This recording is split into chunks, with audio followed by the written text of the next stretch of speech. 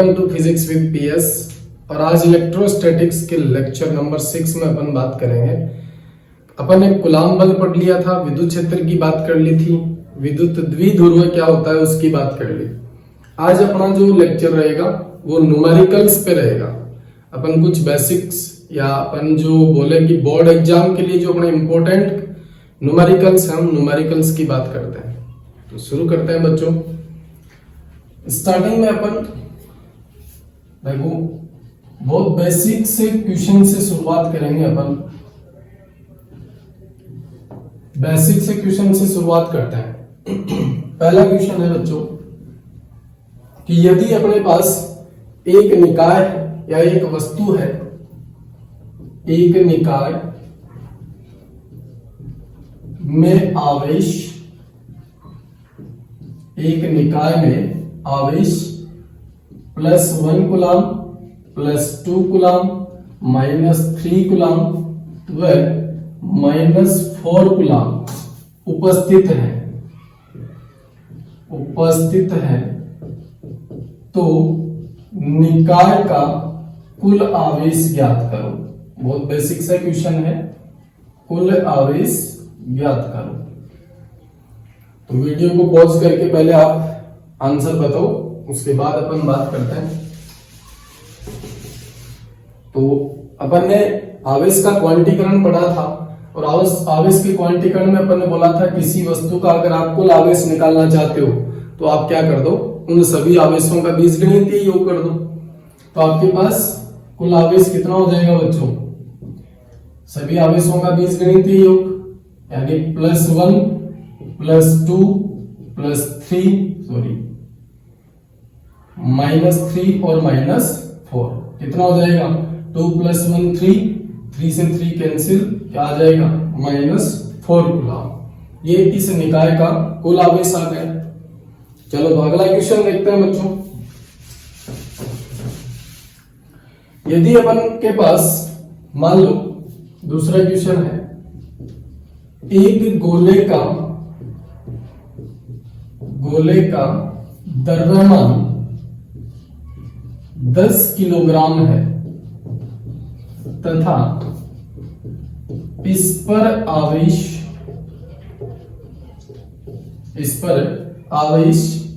-4.8 गुणा 10⁻⁻19 कूलाम है, तो इस गोले द्वारा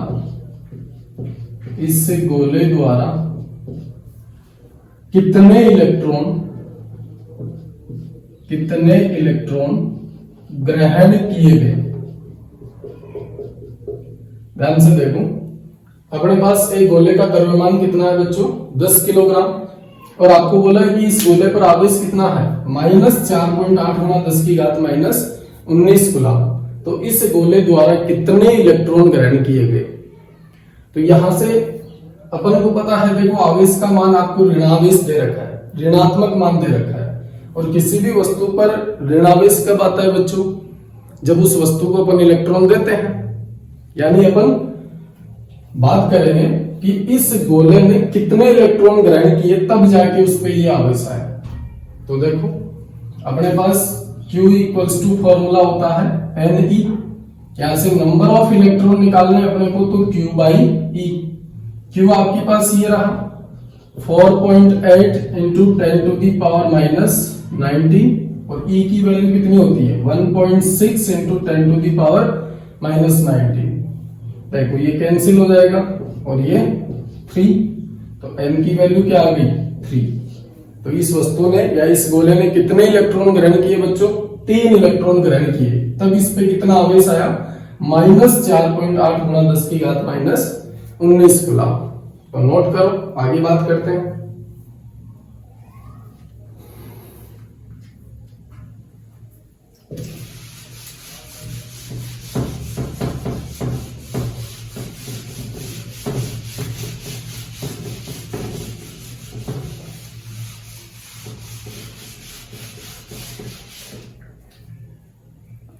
अगला क्वेश्चन देखो, क्वेश्चन नंबर 3। यदि किसी वस्तु से 10 की घात 19, यदि किसी वस्तु से 10 की घात 19 इलेक्ट्रॉन निकाले जाते हैं तो वस्तु पर आवेश होगा। अपन किसी वस्तु से 10 की घात 19 इलेक्ट्रॉन निकाल लें तो उस वस्तु पर कितना आवेश आएगा बच्चों? तो देखो Q इक्वल्स टू एन, अपन ने n कितने इलेक्ट्रॉन निकाले 10 की पावर 19, तो Q equals to 10 to the power 19 और E की वैल्यू कितनी होती है 1.6 into 10 to the power minus 19। अब देखो वस्तु से इलेक्ट्रॉन निकालते हैं तो उस पे कौन सा आवेश आता है बच्चों? धनावेश, यानी जो वैल्यू आएगी वो कैसी आएगी? पॉजिटिव आएगी। तो अब यहां से देखो ये तो पेंसिल। अब ध्यान से देखो अपन यहां से अगर अपन बात करें, ये 10 की घात 19 है और ये 10 की घात माइनस 19 है, तो इनको अगर आप जोड़ोगे गुणा करोगे तो क्या होगा? घातें जुड़ जाएगी और पावर क्या आ जाएगी? 0। यानी यहां से Q की वैल्यू कितनी आएगी? 1.6 कूलम। अब ध्यान से देखो इतना आवेश इस वस्तु पे आ गया है, ध्यान से देखो 1.6 कूलम इतना आवेश इस वस्तु पर आ गया है। कब? जब अपन इस वस्तु से 10 की घात 19 इलेक्ट्रॉन निकालते हैं। तो ये तो थे अपने पास आवेश का जो क्वांटीकरण था अपना Q equals two plus minus Ne, जो फॉर्मूला था अपना, उस पे बेस्ड अपने पास कुछ बेसिक से क्वेश्चंस थे। अब अपन बात करते हैं आगे कूलम्ब्स लॉ की।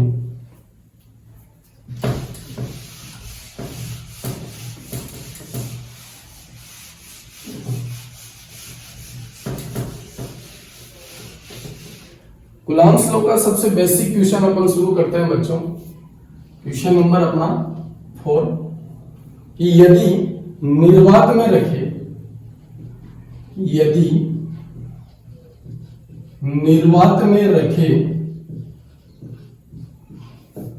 दो आवेशों के मध्य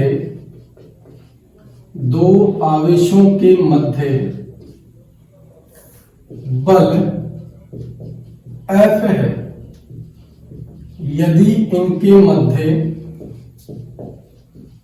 इनके मध्य की दूरी को 3 गुना कर दिया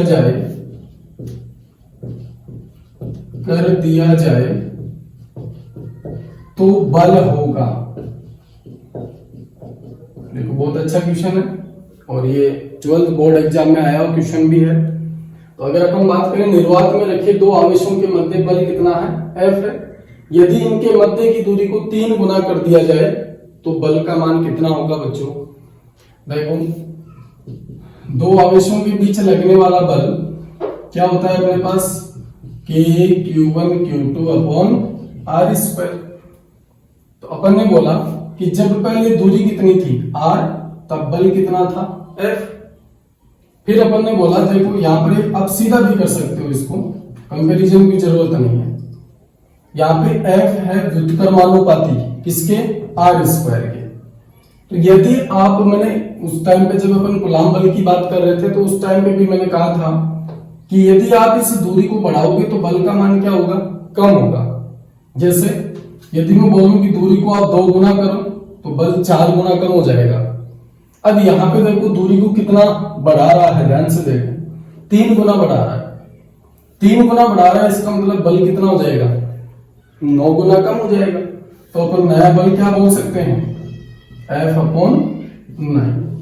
आप इस फॉर्मूले से डायरेक्ट बता सकते हो। यहां से अगर आप दूरी को 2 गुना बढ़ाओगे तो बल 4 गुना कम हो जाएगा। अगर आप इसको 3 गुना बढ़ाओगे तो बल कितना कम हो जाएगा? 9 गुना कम हो जाएगा। 1/9 गुना कम हो जाएगा। तो देखो बात करते हैं आगे, नोट करो।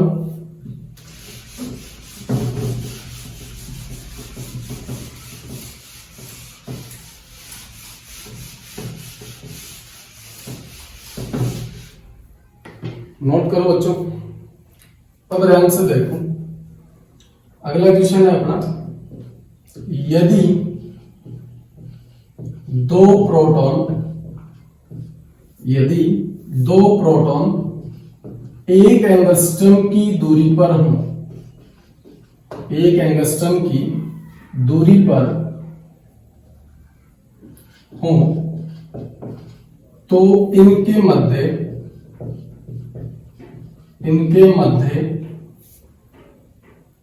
स्थिर वैद्युत बल होगा। स्थिर वैद्युत बल होगा। दो प्रोटॉन है अपने पास और दो प्रोटॉन कितनी दूरी पर रखे हुए हैं?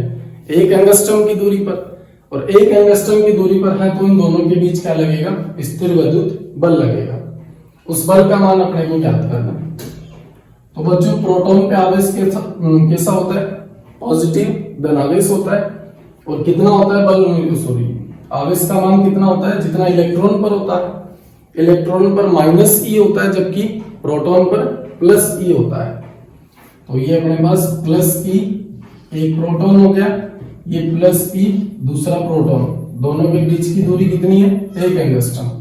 ई कितना होता है बच्चों? 1.6 into 10 to the power minus 90, और यहाँ पर भी 1.6 into 10 to the power minus 90। ये दोनों आवेश कैसे होंगे? धनावेश होंगे। धनावेश होंगे तो यहाँ पर कूलाम बल की प्रकृति कैसी होगी? प्रतिकर्षित। देखो समान आवेश है, समान आवेश एक दूसरे को क्या करेंगे? प्रतिकर्षित करेंगे। तो अब देखो F इक्वल्स टू होता है अपने पास K Q1 Q2 upon R square. यहां से देखो K की वैल्यू कितनी होती है? 9 into 10 to the power 9। Q1 Q2 same है दोनों, तो 1.6 into 10 to the power minus 19 into 1.6 into 10 to the power minus 19। ये तो हो गया K Q1 Q2 upon R square. R देखो एंगस्ट्रम में है, इसमें है एंगस्ट्रम में, तो आप इसको मीटर में चेंज कर लो तो 10 to the power minus 10 metre हो जाएगा। एंगस्ट्रम को मीटर में कैसे चेंज करते हो आप? 10 की घात माइनस 10 से गुणा कर दो, तो ये आ जाएगा आपके पास 10 की पावर माइनस 10। अब देखो इसको ऊपर लेके जाओ तो ये प्लस हो जाएगा, तो अपने पास 10 टू दी पावर 10 और ये 19, सॉरी 9, तो कितना हो गया? 10 की पावर 19 हो जाएगा। फिर into 1.6 into 10 to the power, ये 19 और 19 कितना हो गया? 38 माइनस के, और ये 1.6। सॉल्व करते हैं इसको बच्चों, ये कितना हो जाएगा? 10 की पावर 19 और 10 की पावर माइनस 38, तो कितना बचेगा? 10 की पावर माइनस 19 बचेगा। अब यहां से 1.6 को 1.6 से मल्टीप्लाई करके 9 से मल्टीप्लाई कर दो, तो आपके पास आंसर आ जाएगा 1.6 इंटू 1.6, ये हो जाएगा 36, और ये हो जाएगा 6, 256। इसको 9 से और मल्टीप्लाई कर लो तो ये 5,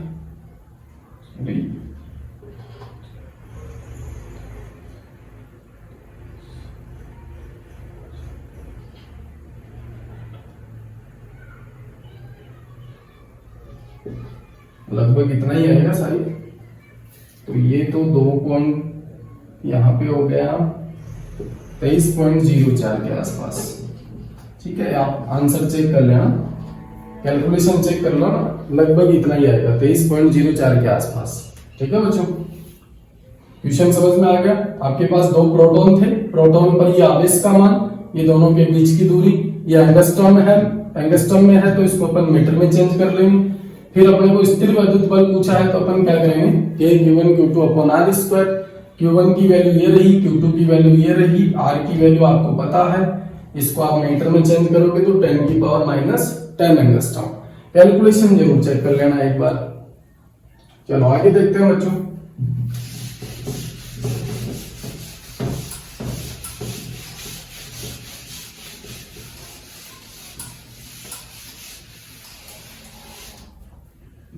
थोड़ा सा बोर्ड को साफ कर देता हूँ अच्छे से।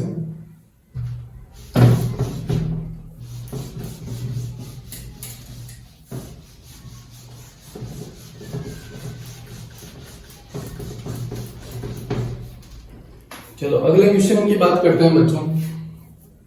अगला क्वेश्चन क्या है देखो, अगर अपन बात करें आपके पास एक समबाहु त्रिभुज है, समबाहु त्रिभुज, और इस समबाहु त्रिभुज के तीनों कोनों पर तीन आवेश हैं, प्लस क्यू और प्लस क्यू।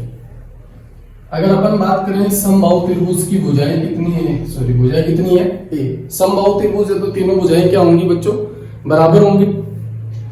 अब आपको ये बोला है कि किसी एक आवेश पर आप परिणामी बल बताओ कितना होगा, किसी एक आवेश पर। जैसे मान लो ये ए है, ये बी है और ये सी है। मैं आपको बोल रहा हूं कि सी कॉर्नर पर जो आवेश है उस आवेश पर आप मुझे परिणामी बल बताओ कितना बल लगेगा। तो चलो देखते हैं, अपन किसकी बात कर रहे हैं, सी पर आपको परिणामी बल बताना है कि सी पर कितना परिणामी बल लगेगा। सी पर प्लस क्यू आवेश है, यहां पर भी प्लस क्यू, यहां पर भी प्लस क्यू, तो इस वाले प्लस क्यू पर परिणामी बल, क्योंकि तीनों पर सेम ही आएगा, अपन एक पे बता देते हैं, तीनों आवेशों पर सेम ही बल आएगा। तो देखते हैं पहले तो इस प्लस क्यू आवेश के कारण, देखो ये वाला प्लस क्यू आवेश भी इस पे बल लगाएगा और ये वाला आवेश भी इस पे बल लगाएगा। अब अपन बात करें कि ये सारे क्या है, धन आवेश है, तो समान आवेशों के बीच क्या लगेगा बच्चों, प्रतिकर्षण।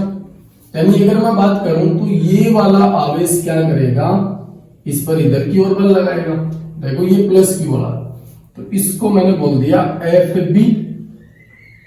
अगर मैं ऐसे बात करूं ये प्लस क्यू आवेश ये वाला, तो ये भी इस पर इस दिशा में बल लगाएगा, जिसको मैंने बोला है एफ ए। चलो तो सबसे पहले अपने एफ ए की वैल्यू देखते हैं।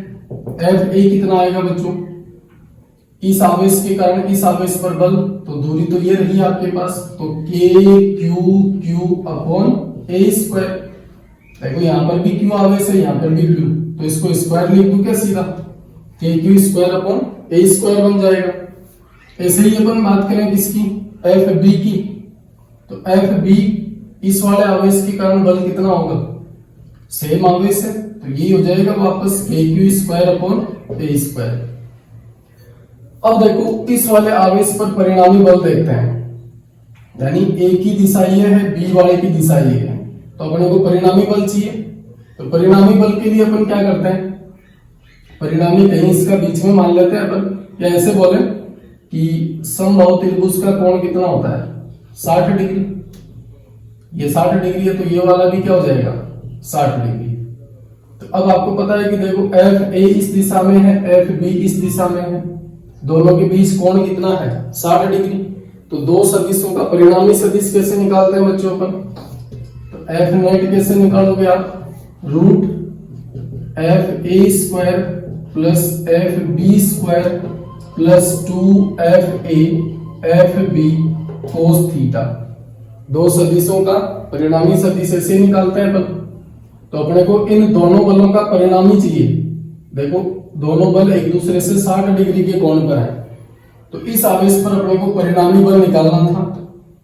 तो ए वाला आवेश इस पे ये बल लगाएगा और उतना ही आवेश कौन लगाएगा, बी वाला आवेश। दोनों की वैल्यू सेम है, लेकिन दोनों बल यहाँ पे देखो 60 डिग्री के कोण पर है, तो 60 डिग्री के कोण पर है, तो परिणामी कैसे निकालोगे, F A square plus F B square plus 2 F B cos theta. चलो पहले इसको सोल्व कर लेते हैं अपन। F A square plus F B square plus 2 F B, और कोस 60 की वैल्यू कितनी होती है बच्चों, कोस 60 की वैल्यू 1/2 होती है क्या, तो ये 2 से 2 कैंसिल हो जाएगा।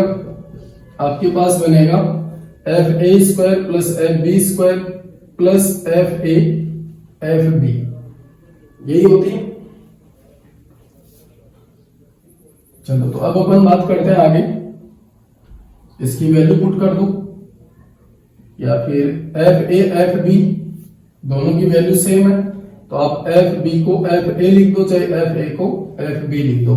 तो ये बनेगा F A square plus F B square plus यहां पर भी एफ बी की जगह एफ ए रख दो, या अपन सबको ए ही बना लेते हैं, F A square plus F A square plus ये भी कितना हो जाएगा, एफ बी को एफ ए लिख दो तो एफ ए स्क्वायर बन जाएगा। तो अंदर क्या बना 3 FA स्क्वायर, तो बाहर क्या आ जाएगा √3 इंटू एफ ए की वैल्यू आपके पास ये रही।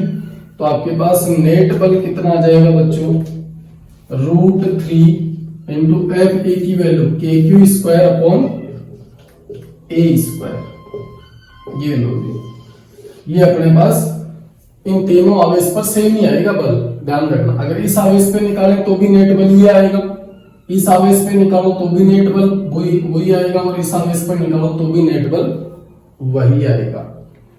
चलो नोट करो, आगे देखते हैं।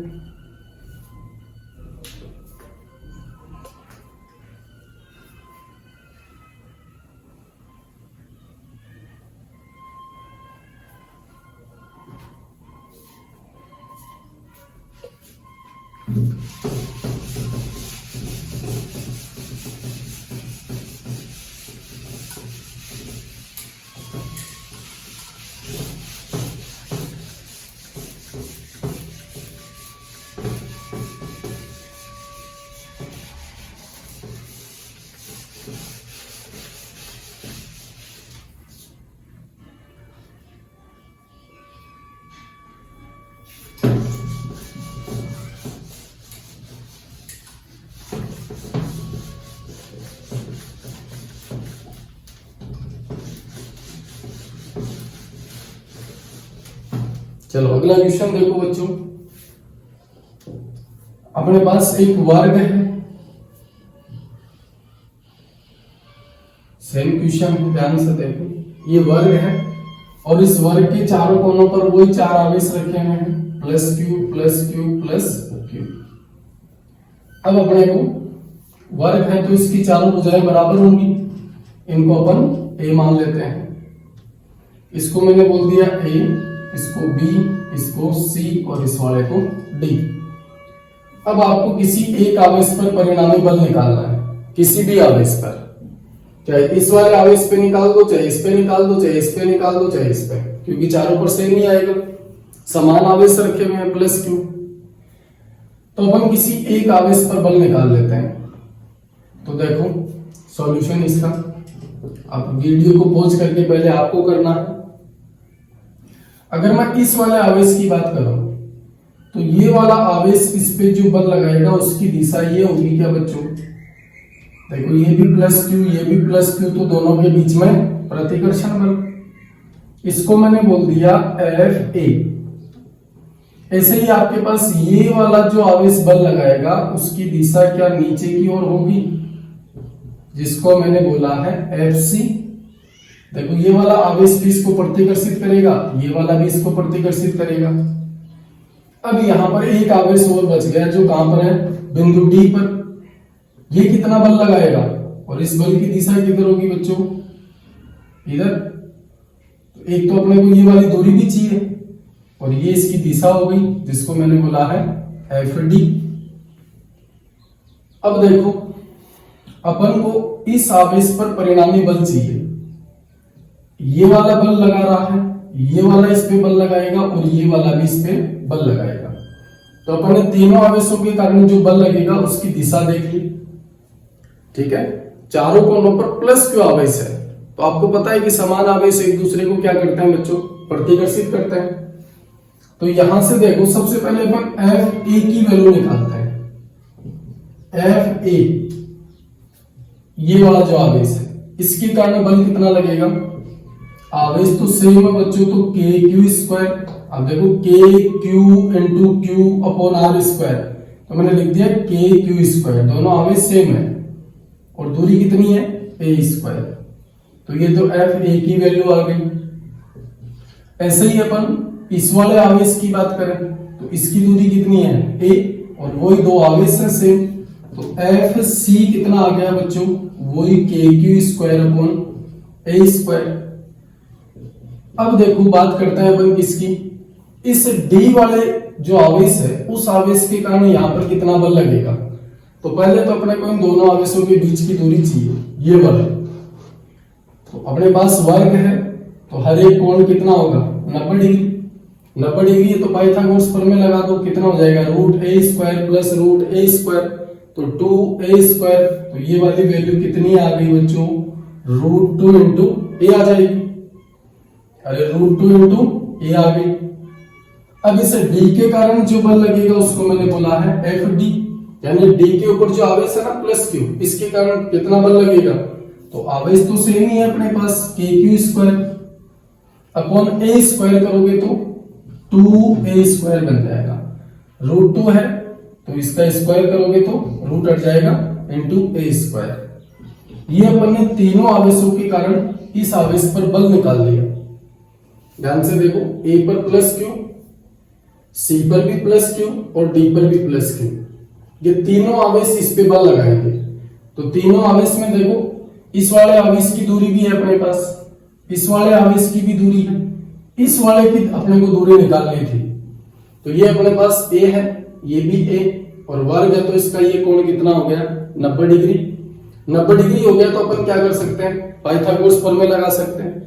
पाइथागोरस प्रमेय लगाओगे तो क्या होगा, आधार का स्क्वायर और प्लस लंब का स्क्वायर, तो a² प्लस a² रूट करो तो 2a² √2 इंटू a आ जाएगा। अब यहां से अपने को परिणामी बल चाहिए बच्चों। परिणामी बल कैसे निकालेंगे, ध्यान से देखो। पहले तो मैं FA और FC का निकाल लेता हूं परिणामी, क्योंकि परिणामी FA और FC का कहीं बीच में ही आएगा। देखो, अगर मैं FA और FC का परिणामी बल निकालूं तो वो कहीं इसके बीच में ही आएगा। तो अपन पहले तो क्या करते हैं, FA और FC का जो परिणामी होगा उसको अपन F' बोल लेते हैं, और ये क्या आएगा, इसको अपन बोल देंगे FA² plus FC² plus 2FA FC cos theta. अपन ने FA और FC की वैल्यू निकाल ली। तो देखो, ये वाला कोण 90 डिग्री है तो ये वाला भी तो 90 ही होगा। इन दोनों के बीच का कोण कितना हो गया 90 डिग्री, और cos 90 की वैल्यू क्या होती है बच्चों 0। तो F' कितना हो जाएगा FA² प्लस FC²। और यहां से देखो FA और FC की वैल्यू बराबर है, FA और FC की वैल्यू बराबर है, तो यहां से अपन क्या लिख देंगे, FC को भी आप FA लिख लो, तो ये बन जाएगा 2FA²। तो F' कितना आएगा आपके पास √2 इंटू FA, यही आएगा, यानी F' आ गया आपके पास। और FA की वैल्यू कितनी है यहां से √2 kq² अपॉन a²। ये FA की वैल्यू रख दी है अपन ने, FA की वैल्यू ये रही, तो F' की वैल्यू ये आ गई है आपके पास। ठीक है जी, अपन ने FA और FC का परिणामी बल निकाल लिया, तो इन दोनों का परिणामी कहीं यहां पे आएगा बीच में, देखो यहीं पे आएगा F'। अब अपन देखो, इस A की दिशा में अपने पास दो बल हैं, एक तो F' यानी FA और FC का परिणामी, और एक इस D के कारण लगने वाला बल, तो ये भी दोनों क्या है एक ही दिशा में है। तो इन दोनों का परिणामी बल निकालेंगे अपन, तो उसको अपन F नेट बोल देंगे। फाइनल आंसर यहां से आएगा अपना। इन दोनों का परिणामी कैसे निकलेगा बच्चों, इसको मैंने बोल दिया F' का स्क्वायर प्लस FD² प्लस, इसको F' बोला है आपने, FD cos थीटा, ये आ जाएगा। अब देखो दोनों के बीच कोण कितना है 0 डिग्री, तो cos 0 डिग्री हो जाएगा। cos 0 की वैल्यू कितनी हो जाएगी बच्चों 1, तो यहां से बनेगा आपके पास F' plus FD² plus 2F'FD।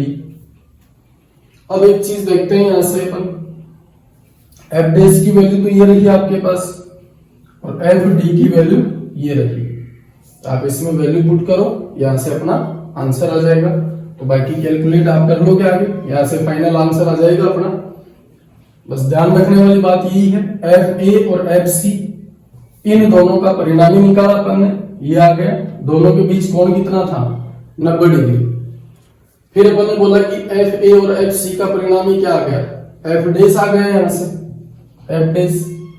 तो अब इनका काम हो गया दोनों का, एफ ए और एफ सी का काम हो गया, क्योंकि अपन ने इसका परिणामी निकाल दिया। फिर अपन ने बोला कि एक तो एफ डैश, एफ ए और एफ सी का परिणामी, और एक एफ डी, यानी इस वाले आवेश के कारण जो बल लग रहा है वो दोनों एक ही दिशा में हो गए। तो इन दोनों के बीच का कोण कितना हो गया, 0 डिग्री। अब 0 डिग्री है तो आप आगे क्या करोगे, cos 0 की वैल्यू 1 हो जाएगी, यहाँ पे इनकी वैल्यू रख दो, आपके पास फाइनल आंसर आ जाएगा। अब कैलकुलेट आप कर लोगे बच्चों। चलो आगे देखते हैं अगला क्वेश्चन अपन।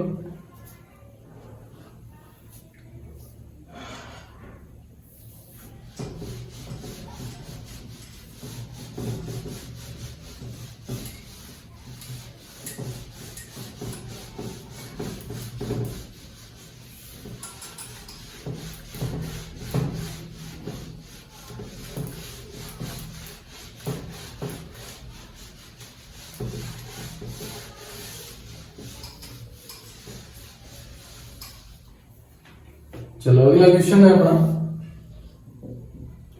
कि यदि आपके पास दो आवेश हैं, आपके पास दो आवेश हैं, दोनों आवेशों के मध्य, या अपन बोले दो आवेश,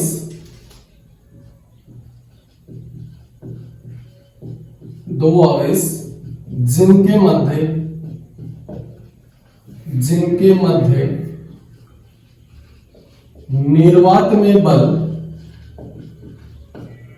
निर्वात में बल 80 न्यूटन है, 80 न्यूटन है। जब इन्हें दो पैरावैद्युतांक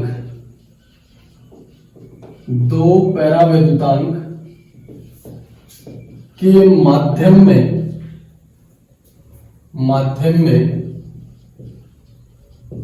रखने पर बल होगा। देखो निर्वात में बल कितना दे रखा है, 80 न्यूटन, और जब इन्हें दो पैरावैद्युतांक के माध्यम में रखने पर या रख दिया जाए तो इसके अंदर बल कितना होगा। तो अपने को पता है कि दोनों आवेशों के, देखो दो आवेश थे अपने पास Q1 Q2, दोनों के बीच की दूरी कितनी थी, r। फिर अपन ने बोला कि निर्वात में बल कितना होता है इनके बीच, जिसको अपन ने बोला था 1/4 pi epsilon not Q1 Q2 upon r²। फिर अपन ने बोला कि जब आप दोनों आवेशों के बीच कोई माध्यम रख देते हो तो माध्यम रखने से बल क्या हो जाएगा, कम हो जाएगा। और कितना कम होता है बच्चों, इसके लिए अपन ने एक फॉर्मूला देखा था, माध्यम के अंदर बल कितना आ जाएगा, निर्वात में बल upon epsilon r। Epsilon r की वैल्यू कितनी है, 2, और निर्वात में बल कितना है, 80, तो 80/2 कितना आ जाएगा, 40 न्यूटन। फिर अगर आपको कई बार ऐसे भी दे सकता है कि दो आवेश जिनके मध्य निर्वात में बल ये है, और जब इन दोनों आवेशों के मध्य अपन धातु की कोई प्लेट रख दे, धातु की प्लेट, ध्यान से देखो बच्चों, अगर आपको बोल दे कि दोनों आवेशों के बीच अपन कोई धातु की प्लेट रख दे तो बल का मान कितना होगा। तो मैंने एप्सिलॉन r धातु के लिए कितना बताया था बच्चों, अनंत। तो यहां से धातु को रखने पर जो बल होगा वो कितना हो जाएगा, 0, क्योंकि देखो निर्वात में बल 80 और धातु के लिए एप्सिलॉन r कितना होता है, अनंत। तो 80/अनंत कितना हो जाएगा, 0। दो आवेशों के बीच अगर अपन धातु का कोई टुकड़ा रख दें, धातुओं का माध्यम रख दें, तो दोनों आवेशों के बीच बल कितना लगता है बच्चों, 0 न्यूटन। चलो अगला क्वेश्चन देखते हैं।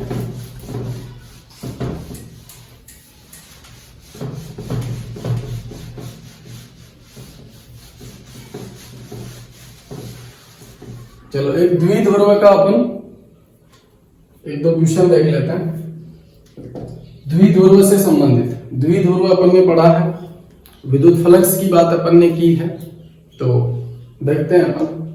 पहला एक छोटा सा क्वेश्चन है कि यदि आपके पास कोई द्विध्रुव किसी विद्युत क्षेत्र में,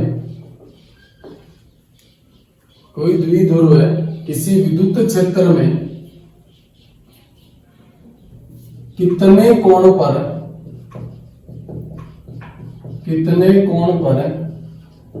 रखें कि बल आघूर्ण अधिकतम हो, बल आघूर्ण अधिकतम हो। ये क्वेश्चन पूछा हुआ है बेटा, बोर्ड क्लास में आया हुआ है बच्चों। तो अगर अपन बात करें कि कोई द्विध्रुव है, उसको किसी विद्युत क्षेत्र में कितने कोण पर रखें कि उस पर लगने वाला बल आघूर्ण क्या हो, अधिकतम हो। तो अपन ने बल आघूर्ण का फॉर्मूला क्या पढ़ा था, Pe साइन थीटा, और साइन थीटा मैक्सिमम कब होता है, साइन जीरो की वैल्यू तो जीरो होती है और 90 डिग्री पे मैक्सिमम होता है। तो थीटा कितना होना चाहिए, 90 डिग्री। ये आ जाएगा आपके पास Pe। पहला क्वेश्चन तो ये था, बहुत बेसिक सा क्वेश्चन है। दूसरा क्वेश्चन अपन बात करते हैं, जैसे मान लो आपके पास कोई एक निकाय है। दूसरा क्वेश्चन देखो बच्चों, यहां से किसी निकाय में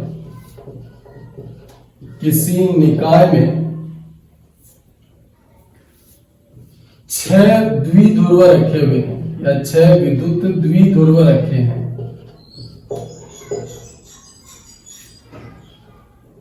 द्विध्रुव रखे हैं तो निकाय से निर्गत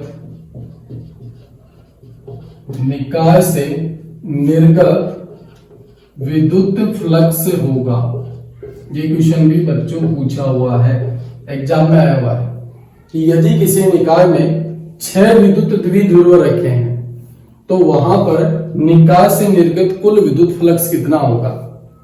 तो बच्चों अगर अपन किसी भी द्विध्रुव की बात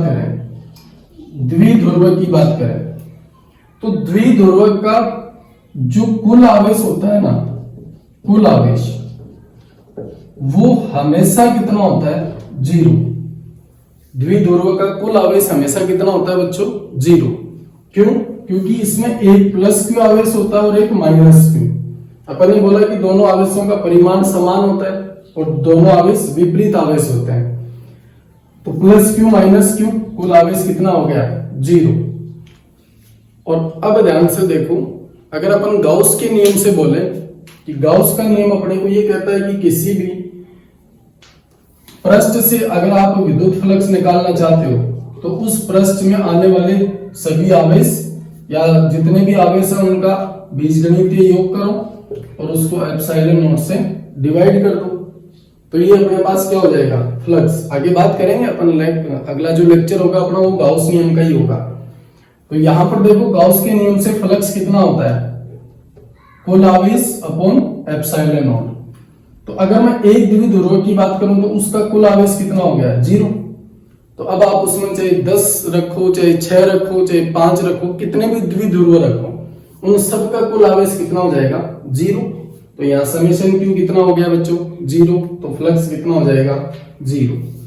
तो यहाँ पर ये आप ध्यान रखना, ये क्वेश्चन बहुत बार पूछा जा चुका है कि यदि किसी निकाय में कई बार आपको बोलेगा 2 द्विध्रुव रखे हैं तो उसका निर्गत विद्युत फ्लक्स बताओ, या 5 रखे हैं या 10 रखे हैं, कितने भी द्विध्रुव रखे हैं, आपको पता है कि द्विध्रुव का कुल आवेश कितना होता है बच्चों, जीरो होता है। तो हमेशा इसका फ्लक्स क्या हो जाएगा, जीरो। तो बच्चों मिलते हैं अगले लेक्चर में, गाउस का नियम पढ़ेंगे अपन अगले टॉपिक के अंदर या अगले लेक्चर के अंदर। उसके बाद अपन एक न्यूमेरिकल का वीडियो, एक न्यूमेरिकल का लेक्चर अच्छे से और अपलोड करेंगे। तो मिलते हैं अगले वीडियो के अंदर, तब तक के लिए थैंक यू।